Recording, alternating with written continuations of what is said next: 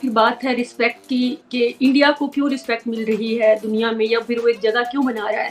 وہ ہمیں اشاروں سے سمجھا رہے ہیں، بلکہ یو اے ای میں جا کے ہمارے وزیر اعظم نے کہا کہ ہماری انڈیا سے بات کروائیں، تو یو اے ای نے بھی کوئی جواب نہیں دیا، انڈیا نے بھی نہیں جواب دیا. اتنی زیادہ امپورٹنس جو ہے وہ جو کرنٹ ٹائم کے اندر بھارت کو دی جا رہی ہے وہ ہمیں اسپیشلی پاکستان کی سائڈ پہ نظر نہیں آتی. کہ میں پہلے یہ دیکھوں گی کہ اس کا کرائٹیریا کیا ہے رسپیکٹ کا یا امپورٹنس کا.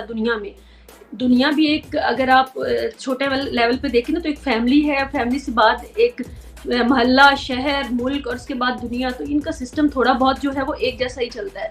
اب ایک گھر کا فرد ہے جو خود کو بہتر کر رہا ہے، جو آپ کو فائنینشلی بھی آپ کو فائدہ دے رہا ہے، اور آپ کو بہت ساری چیزیں ایسی ہیں جو آپ کے لیول پہ آ کے کر رہا ہے، تو اس کی رسپیکٹ ہوتی ہے.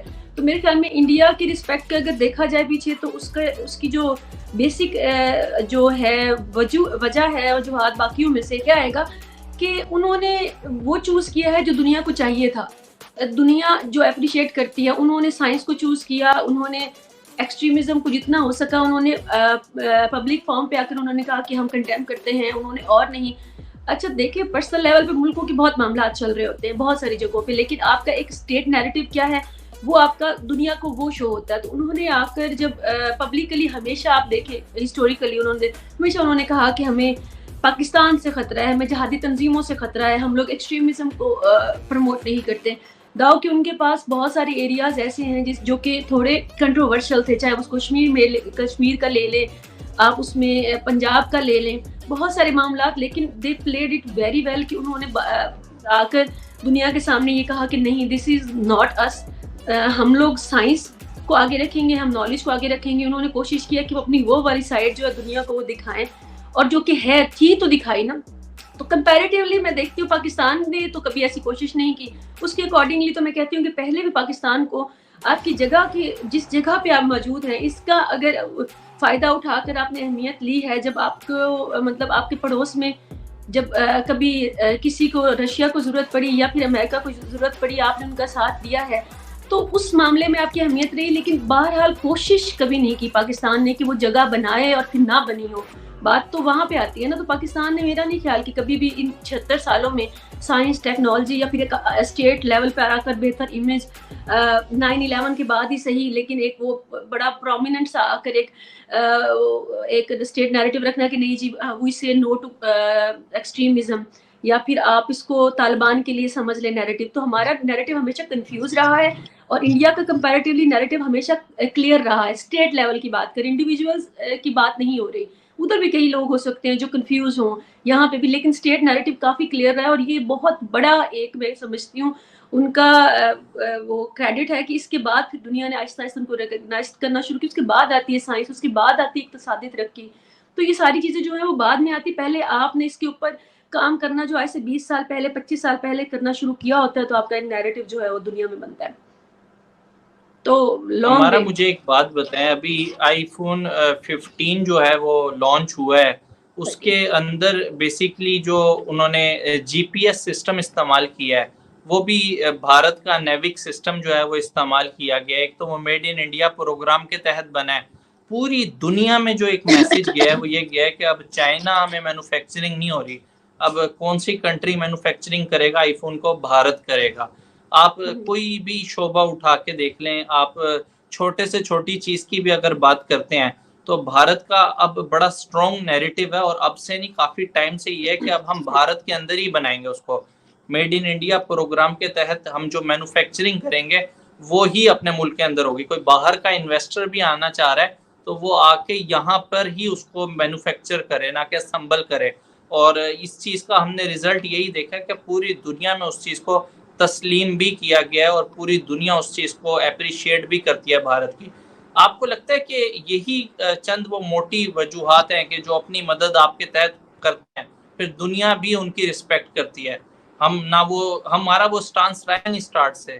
ہم نے کبھی سوچا ہی نہیں کہ مینوفیکچرنگ اپنی کنٹری میں بھی کی جائے، اپنی کنٹری کے اندر بڑھائی جائے. اس میں لگتا ہے کہ بھارت ہم سے کافی سبقت لے گیا.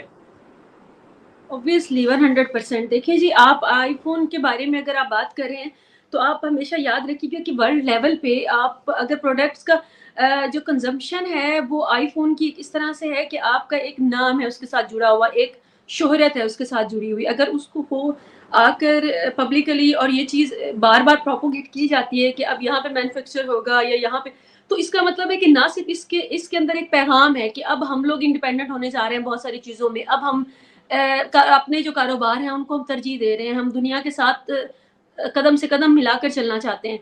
और इसके लिए आपको थोड़ी बहुत नहीं बल्कि काफ़ी सालों की मेहनत चाहिए होती है। आप एप्पल के लिए या फिर किसी भी और कंपनी के लिए अपना फेस देने के लिए आपको बहुत मेहनत करनी पड़ती है। उन्होंने वो मेहनत की है तो ये क्रेडिट जाता है। उसके अलावा लेकिन मैन्युफैक्चरिंग में अगर आप देख लें तो इंडिया में बहुत सारी चीज़ें ऐसी भी जो कि अब कह रहे हैं चाइना से मुकाबला, मैं इसको थोड़ा सा डिफरेंटली देखती हूँ। मेरे ख्याल में चाइना बहुत ज़्यादा चीज़ों को अगर आप देख लें तो इंडिया में भी आप देख लें, आपकी ज़रूरत की अगर ज़्यादा 50% चीज़ें अगर आप इंडिया से ले रहे हैं और आपकी मेड इन चाइना है, तो फिर इसका मतलब है कि आपको बहुत सारी और जगहों पे भी काम करने की ज़रूरत है।